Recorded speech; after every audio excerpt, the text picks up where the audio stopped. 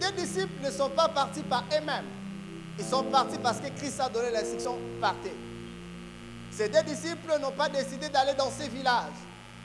N'ont pas parlé à propre volonté, mais parce que Dieu a demandé à ses disciples d'aller dans ces villages. Et lorsqu'ils sont partis, ils ont trouvé des choses comme Christ avait prédit, avait détaillé. Alléluia. Nous prenons ton Dieu et déposer toutes tes couronnes à tes pieds, Seigneur. Parce qu'à toi, Seigneur, oh Dieu, les couronnes, à nous la domination. À toi la gloire, Seigneur, à nous la domination. Reçois tout au nom sans suprême, Jésus va se déclarer. Amen. À partir du verset 28. La Bible dit, après avoir ainsi parlé, Jésus marcha devant la foule pour monter à Jérusalem. Lorsqu'il s'approcha de Bethphagée et de Béthanie, vers la montagne appelée la montagne des Oliviers, Jésus envoya deux de ses disciples en disant, allez au village qui est en face. Quand vous entrerez, quand vous serez entrés, vous trouverez un anneau attaché sur lequel aucun homme s'est assis. Détachez-le et amenez-le. Si quelqu'un vous demande pourquoi les détachez-vous,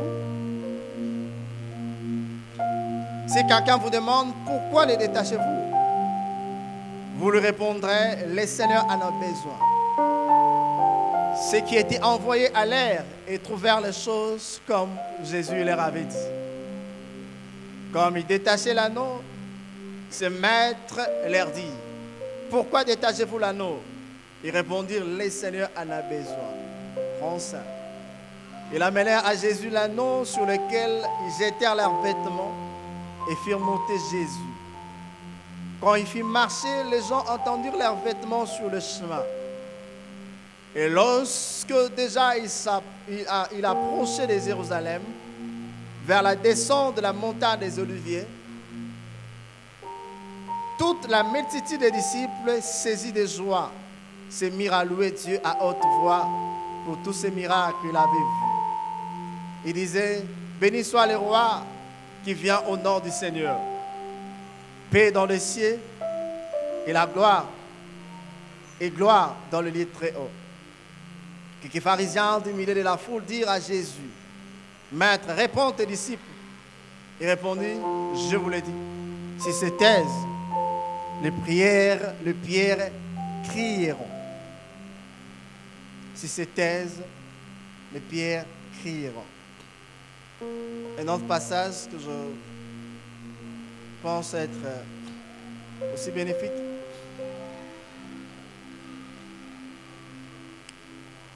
Je suis dans Zacharie 9, le verset 9.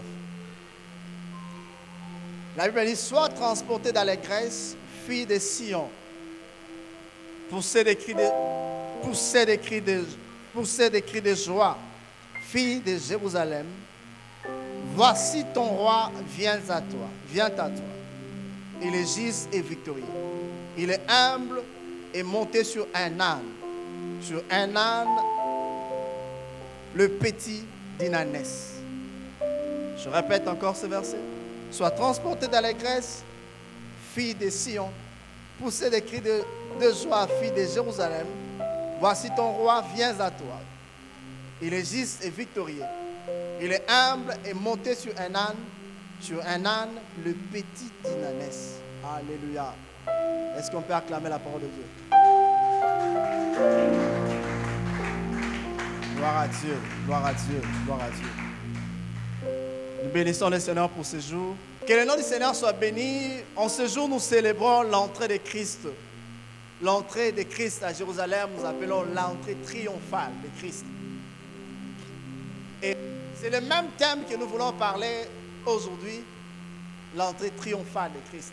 L'entrée triomphale de Christ. Un thème très très important. Et surtout, ce sont des jours de fête que nous célébrons, nous chrétiens. Lorsqu'il s'agit de la Pentecôte, nous célébrons Dieu. Quand il s'agit de la Noël, nous célébrons Dieu. Quand il s'agit des tabernacles, nous célébrons Dieu. Et toutes ces fêtes, c'est ce qui fait même la beauté de la vie chrétienne. Parce qu'il y a des choses que Christ a dit. Souvenez-vous de ces choses. Alléluia. Et pour ce jour, nous venons de lire ces passages. Avant ces passages, vous remarquez que Christ a donné plusieurs paraboles. Il a accompli beaucoup de miracles, il a fait beaucoup de choses. Et à un moment bien précis, il donne les paraboles de 2 temps-là, des mines. Et ces paraboles expliquaient comment est-ce que les gens, gloire à Dieu, ont rejeté Christ en fait. Et malgré que les gens l'ont rejeté, ils décident quand même d'entrer à Jérusalem. Parce que ça a été prévu dans le plan de Dieu. Mais la Bible dit clairement Christ arrivait juste vers... Après avoir parlé et marcha devant la foule pour monter à Jérusalem, lorsqu'il s'approcha de Bethphagée de Béthanie vers la montagne appelée la montagne des Oliviers, Christ demande à ses disciples de faire quelque chose. Et cela, nous allons analyser quelques versets. Et ces versets vont nous donner une image claire de ce que Dieu est, de ce que Dieu fait. Et des privilèges que nous avons, le fait que nous appartenons à Dieu. Alléluia. Premier élément qui m'a retenu, la Bible dit, lorsque Christ a ordonné la prière de ses disciples, il a demandé à ses disciples d'aller vers ce village-là.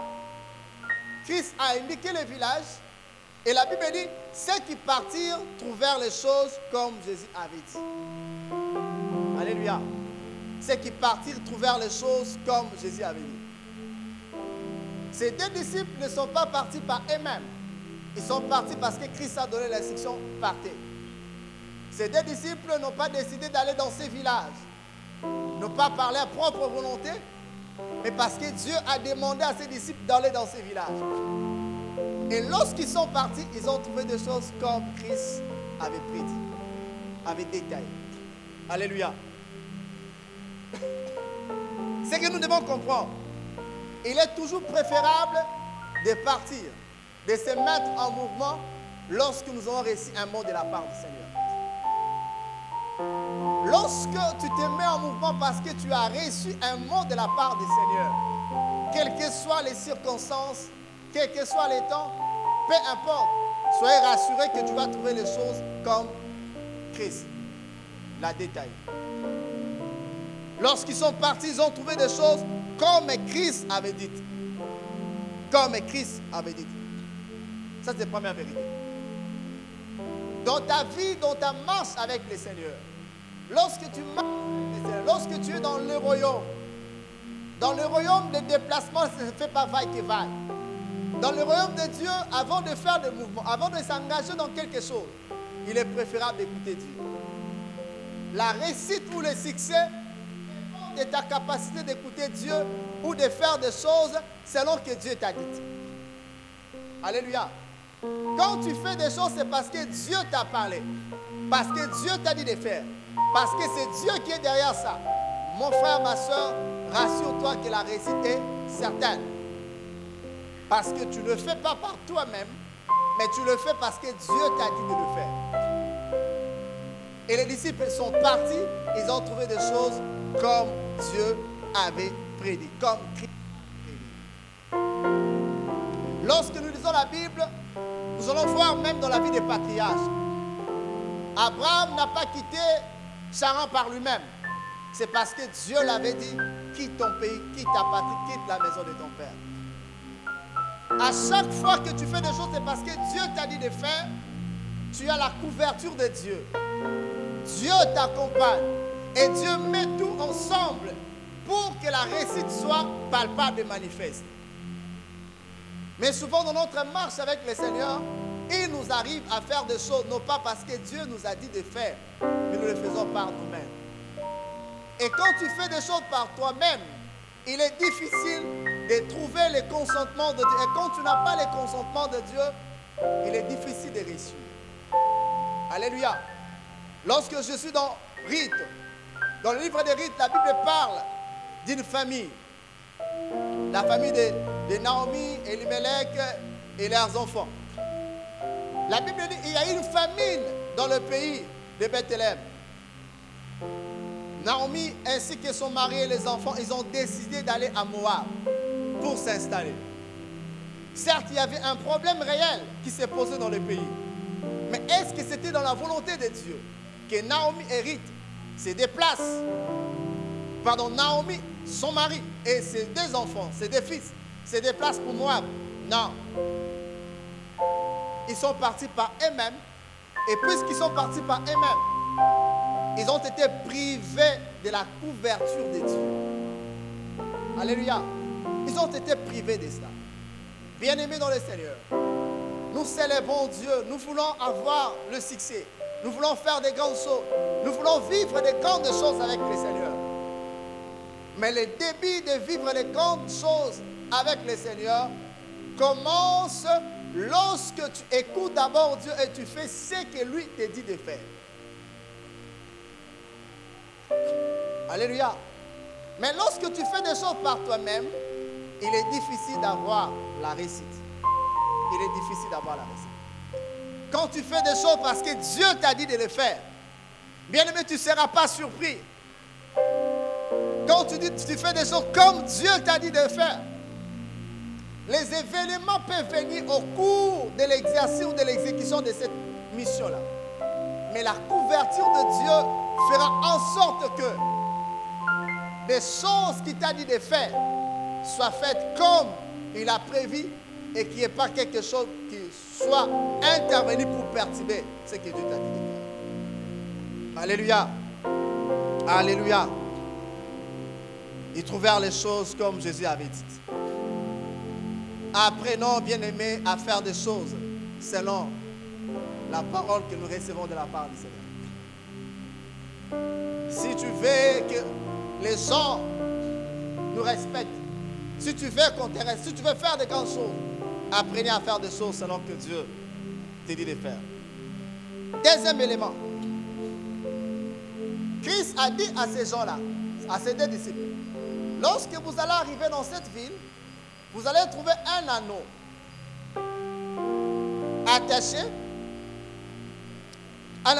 sur lequel aucun homme ne s'est jamais assis. Détachez-les, amenez-les. Si quelqu'un vous demande pourquoi le détachez-vous, vous lui répondrez, le Seigneur en a besoin. Deuxième élément, je dis, lorsque vous recevez un mandat de la part du Seigneur, parce que c'est Dieu qui t'envoie, c'est Dieu qui les a envoyés. Donc, ils ont reçu un mandat divin. Ils sont partis parce que Dieu leur a demandé de partir. Qu'est-ce qui se passe?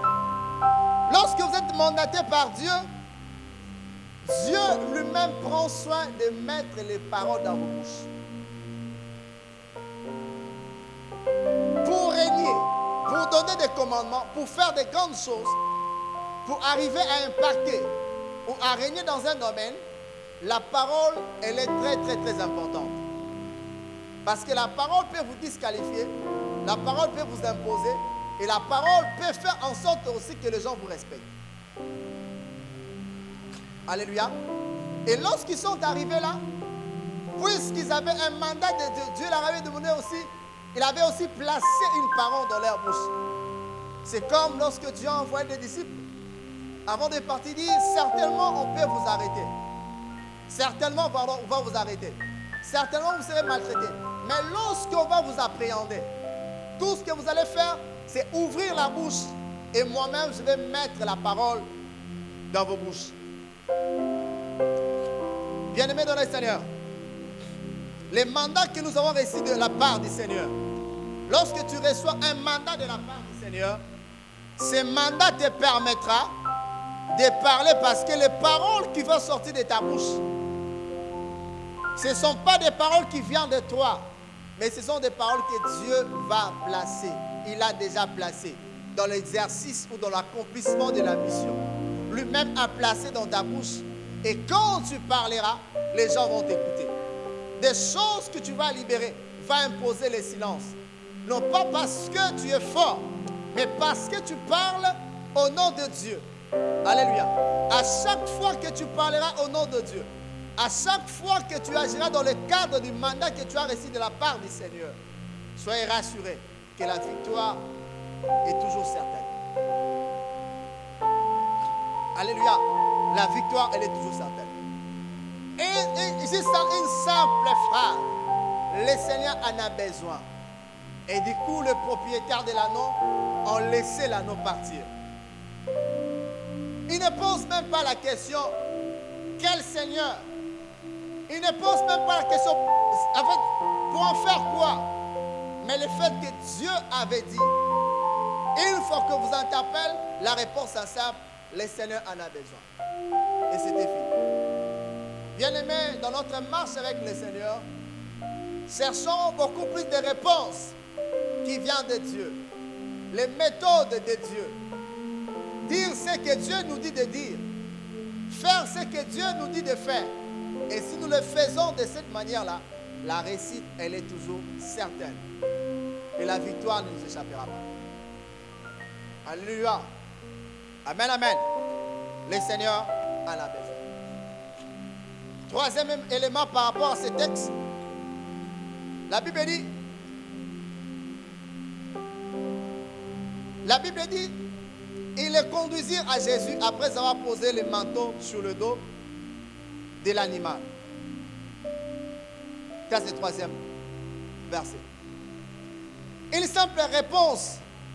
Le Seigneur en a besoin à imposer le silence. Mais ce que nous devons encore comprendre, lorsqu'ils sont arrivés auprès de ces gens-là, qu'est-ce qui s'est passé? Non pas ces mêmes. On leur a posé la question, pourquoi détachez-vous l'anneau? Et ils ont répondu, le Seigneur en a besoin. Mais il faut savoir que cet anneau a été élevé par ces éleveurs, par ces gens-là. Et lorsqu'ils élevaient l'anneau, ils avaient une pensée par rapport à cet animal. Soit cet animal pouvait se servir, il pouvait toutefois se servir de cet animal comme un moyen de transport, n'est-ce pas? Il pouvait aussi se servir de cet animal comme une récompense. Du reste, on a pris soin de t'entretenir et c'est notre temps aussi de jouir, c'est-à-dire vendre l'animal. Alléluia. Mais malgré cela, Christ envoie des gens, ils arrivent là-bas et ils trouvent l'animal attaché, ils détachent. On leur pose, pourquoi détachez-vous l'animal? Il dit, le Seigneur en a besoin. Or, en termes de propriété, il faut savoir que les propriétaires avaient un droit de propriété sur cet animal. Parce que l'animal appartenait à ces gens-là. Mais Christ dit, si on vous pose la question, vous allez répondre, le Seigneur en a besoin. Ils ont répondu ainsi et l'anneau a été détaché pour partir.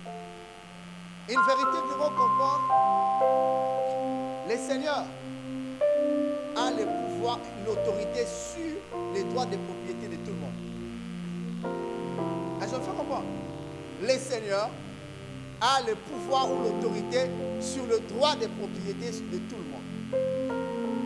La Bible ne dit-elle pas, à l'Éternel la terre et tout ce qui renferme, à l'Éternel le monde et tout ce qui habite.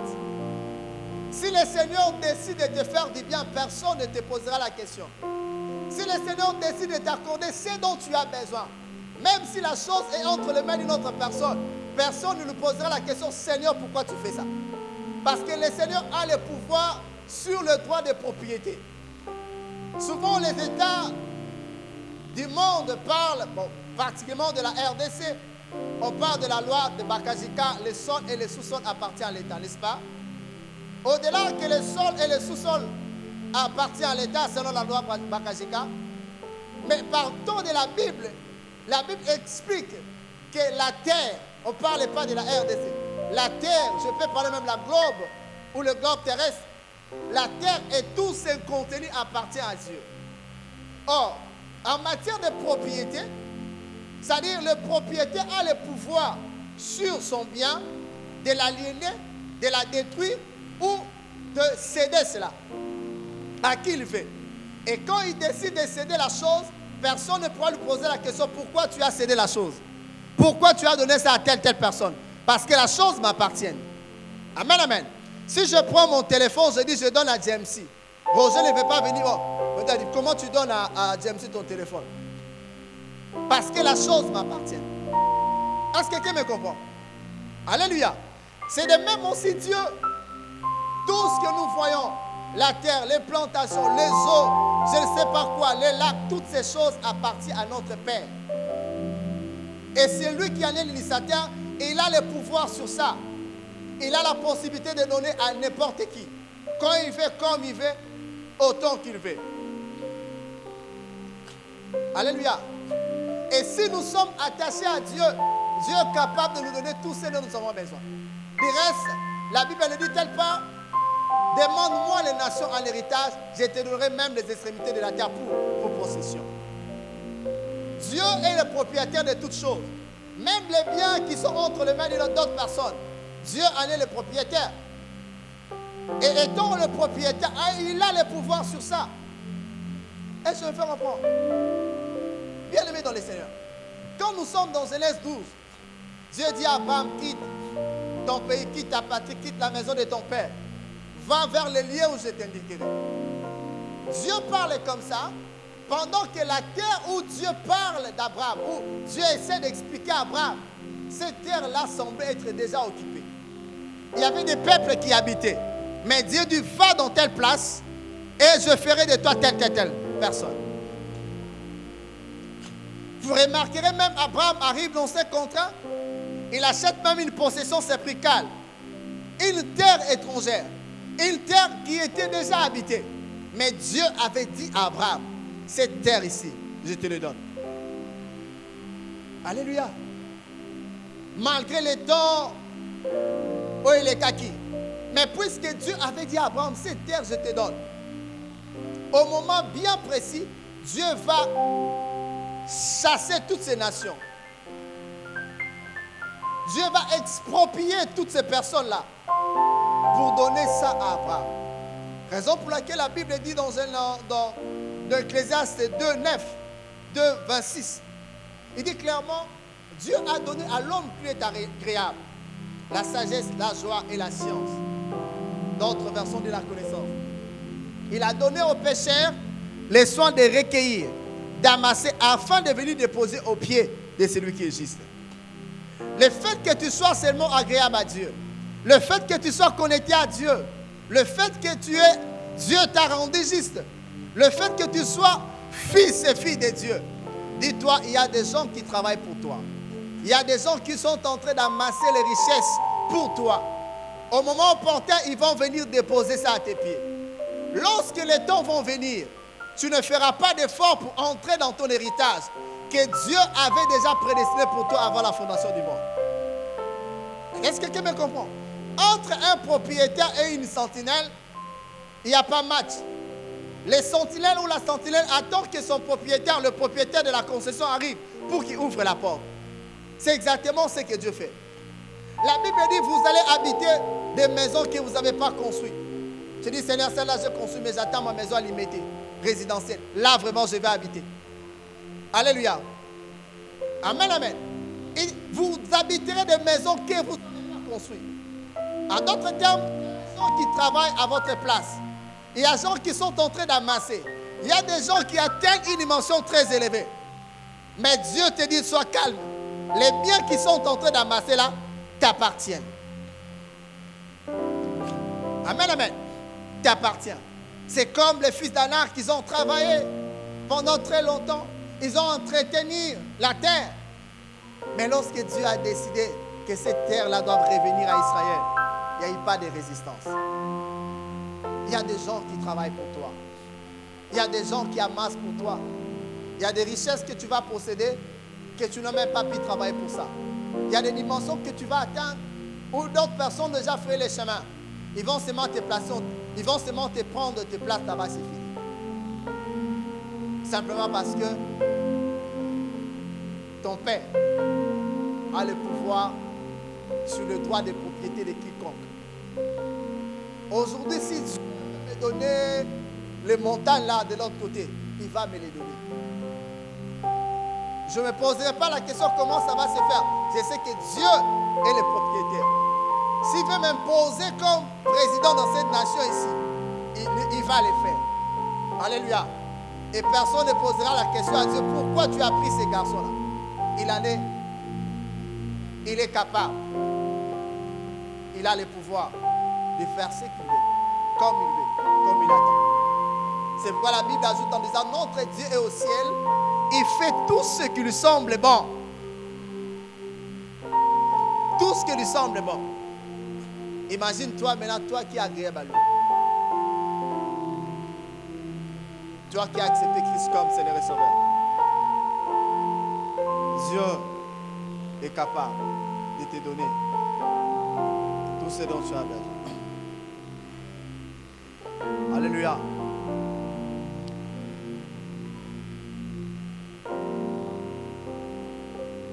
Quatrième élément pour ce matin.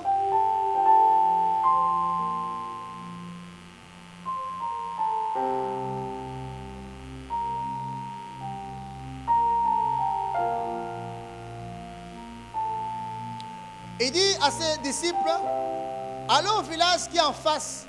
Quand vous serez entrés, vous trouverez un anneau attaché.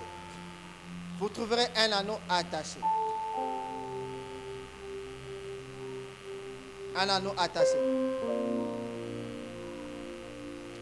Bien aimé, en entrant dans ce contrat, le Christ qui est omniscient, c'est-à-dire qu'il connaît toutes choses, il connaissait déjà qu'il y avait un anneau qui était attaché quelque part. Alléluia. On ne l'a pas donné les informations. Dirait c'est à peine. C'est comme si cet endroit était Bethphagée, Béthanie, Christ devait entrer à Jérusalem. C'est-à-dire arriver à la porte. Christ sait déjà que le Jésus que nous servons. Il sait déjà qu'il y a le pasteur Salam qui est là. Il connaît tous ses problèmes. Il sait déjà que Colby c'est là. Il connaît Jonathan. Gaëtan est là. Il connaît déjà Jessie c'est là. Avant même qu'il puisse pénétrer, il connaît toutes choses. On ne l'a pas donné les informations, mais Christ avait déjà l'information qu'à tel endroit, il y a un anneau qui est attaché. Il avait déjà l'information que cet anneau, jusque-là, c'est un anneau que personne s'est servi de lui. C'est un anneau, je ne sais pas comment dire, c'est-à-dire vierge, s'il faut dire ainsi. Il a dit, allez prendre l'anneau et amenez-moi l'anneau. Ça, je voudrais dire à quelqu'un, bien aimé dans le Seigneur. Christ connaît ton problème. Et il te connaît très bien. Même si les gens t'ont oublié, Christ ne peut jamais t'oublier.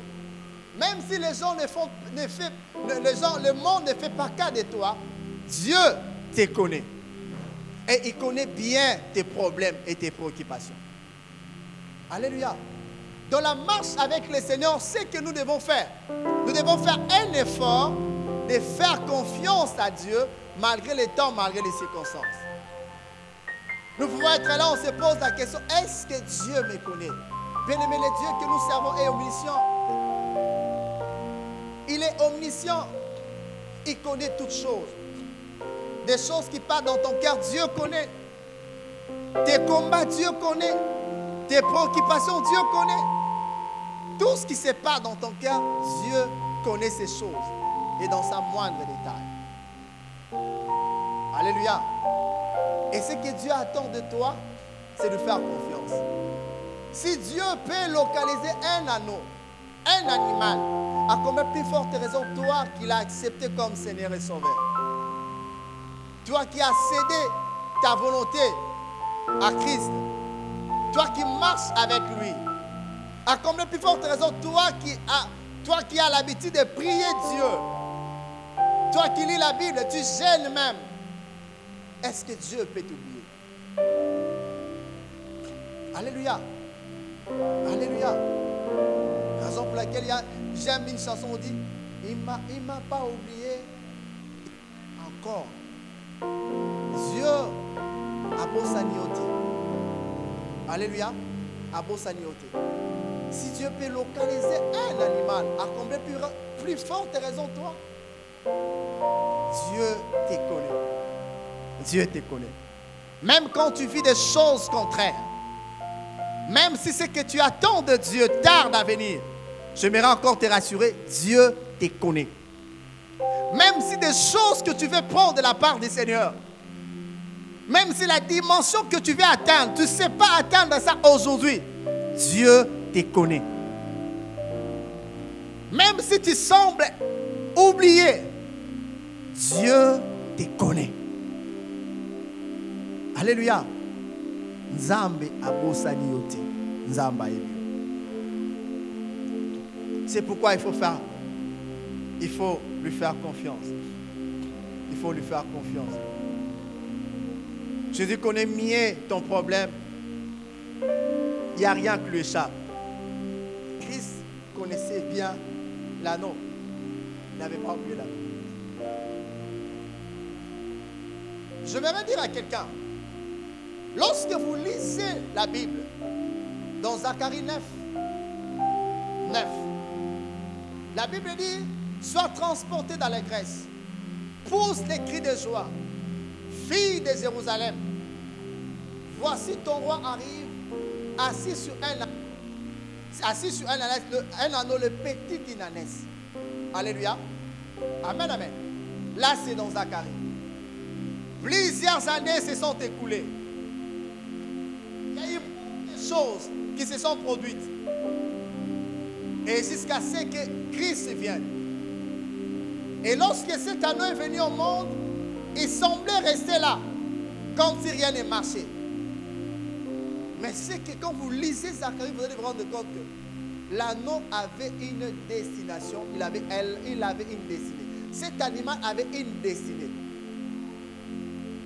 Quelle était la destinée de cet anneau? Cet anneau a été réservé pour transporter Christ et introduire Christ à Jérusalem. Alléluia. Bien-aimé dans le Seigneur, Dieu a fait une promesse à un anneau, à un animal.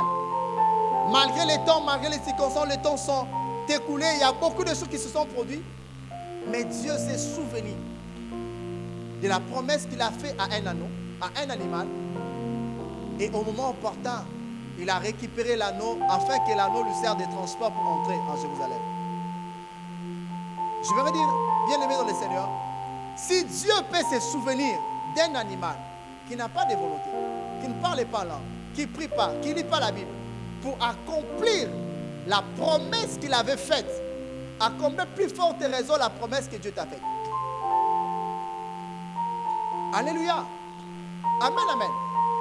Dieu se souvient toujours de sa promesse. L'anneau semblait être oublié. L'anneau semblait être lié. Mais par moments, c'était le temps de l'accomplissement des choses que Dieu avait dites et à qui n'en doutait. Mais lorsque le temps fut accompli, la promesse qui a été libérée sur un anneau, cet anneau-là, dans Zacharie, s'est accomplie. Christ a envoyé des gens. Prenez l'anneau, amenez-le. C'est exactement aussi dans nos vies. Dieu t'a dit des choses. Dieu t'a fait des promesses. Dieu t'a dit des choses qui vont arriver dans ta vie. Dans 5-10 ans. Il y a même certaines choses, tu ne sais même pas comment ça va s'accomplir. Mais au moins Dieu t'a dit des choses. Alléluia. À des fois, tu te poses la question, l'âge avance, les pays semblent compliqués. Est-ce que ça va arriver? Dis-toi, c'est que Dieu a dit, quel que soit le temps, quelles que soient les circonstances, Dieu finit toujours par accomplir ce qu'il a dit. Amen, amen. Dieu finit toujours par accomplir ce qu'il a dit. S'il t'a dit des choses, bien aimé, s'il faut patienter, patiente. Ne regarde pas tout autour de toi. Parce que certainement cet anneau, puisqu'on dit petite ânesse, c'est qu'en quelque part il y avait son père aussi. N'est-ce pas? Il y avait aussi sa mère. Il y a d'autres personnes qui se sont servies du géniteur de cet anneau. Mais l'anneau est resté là. Parce qu'il y avait une promesse qui est liée à Christ. Il y a des destinées qui ne sont pas encore ouvertes. Non pas à cause de la RDC. Non pas à cause des démons. Non pas à cause des circonstances. Mais simplement parce que la promesse te retient. Il y a des gens qui sont retenus par les promesses. Et non par les démons. Les gens qui sont retenus par les promesses. Non pas par des circonstances. Il y a des gens qui sont retenus par des promesses. Et non pas par des événements.